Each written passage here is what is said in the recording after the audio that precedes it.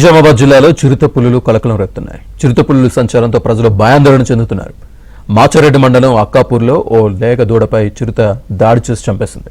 అటవీ అధికారులు ఏర్పాటు చేసిన ట్రాక్ కెమెరాల్లో చిరుత దాడి దృశ్యాలు రికార్డయ్యాయి. ఉమ్మడి నిజామాబాద్ జిల్లాలో చిరుతల అలజడిపై మా ప్రతినిధి శ్రీపతి మరిన్ని వివరాలు అందిస్తారు. ఉమ్మడి నిజామాబాద్ జిల్లాలో కొద్ది రోజులుగా చిరుత పులుల సంచారం పెరుగుతోంది. ప్రధానంగా గ్రామాల్లోకి చొరబడుతున్నాయి. అలాగే పశువుల మందలపై దాడి చేస్తున్నాయి. లేగదూడలు, మేకలు, గొర్రెలను చంపేస్తున్నాయి. ఇలాంటి పరిస్థితుల్లో అటవీ సరిహద్దు గ్రామాల ప్రాంతాల ప్రజలు తీవ్ర భయాందోళన చెందుతున్నారు. అలాగే అడవుల్లోకి వెళ్ళడానికి కూడా జంకుతున్నారు.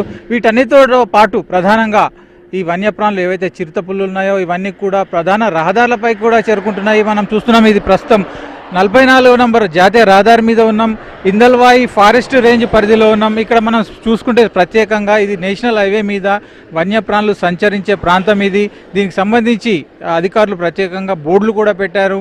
అంటే ఈ ప్రాంతంలో వాహనాలను నెమ్మదిగా నడపాలి, ఇదంతా కూడా యాక్సిడెంట్ ప్రమాదం జరిగే ప్రాంతం ఉందనే విషయంలో సంకేతాలు కూడా పెట్టారు. మనం చూస్తే జాతీయ రహదారిపై వన్యప్రాణులకు సంబంధించిన సింబల్స్ కూడా వేశారంటే వన్యప్రాణుల బొమ్మలను కూడా ఇక్కడ చిత్రీకరించారు. అంటే ఈ ప్రాంతంలో చిరుతలు, ఎలుగుబంట్లు లాంటివి సంచరిస్తుంటాయనే సంకేతాన్ని కూడా ఇస్తున్నారు. మనం చూస్తే ఈ నేషనల్ హైవే 44పై ప్రతిరోజు వందలాది వాహనాలు తిరుగుతుంటాయి. ఇదంతా కూడా పై భాగంలో ఢిల్లీ వైపు, ఉత్తరప్రదేశ్, హర్యానా, అలాగే ఈ ప్రాంతాలన్నిటికీ కూడా భారీ వాహనాలు, లారీలు, ట్రక్కులు లాంటివి కూడా తిరిగే ప్రధాన రహదారి ఇది.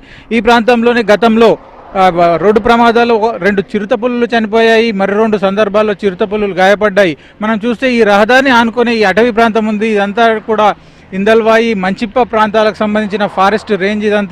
ఇదంతా కూడా ఒక దట్టమైన అటవీ ప్రాంతంగా ఉంది. ఈ అటవీ ప్రాంతాన్ని ఆనుకునే నేషనల్ హైవే ఉండడం వల్ల ఈ ప్రాంతంలో ప్రమాదాల సంఖ్య కూడా ఎక్కువగా జరుగుతుంది.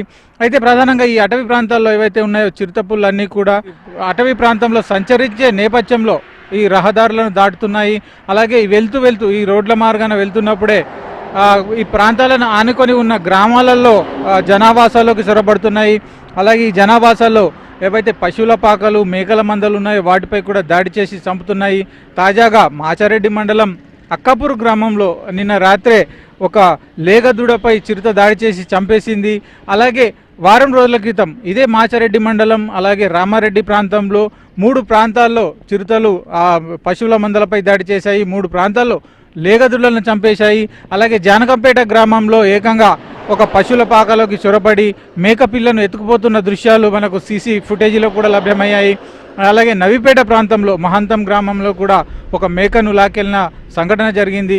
ఈ 2-3 నెలల వ్యవధిలోనే 12 సందర్భాల్లో చిరుత పులులు జనావాసాల్లోకి రావడం బయటపడింది. అలాగే మేకల మందలు, పశువుల మందలపై దాడి చేసిన సంఘటనలు వెలుగు చూశాయి. అలాగే అటవీ శాఖ అధికారులకు కూడా కొనుక్కు లేకుండా చేస్తుందని చెప్పుకోవచ్చు.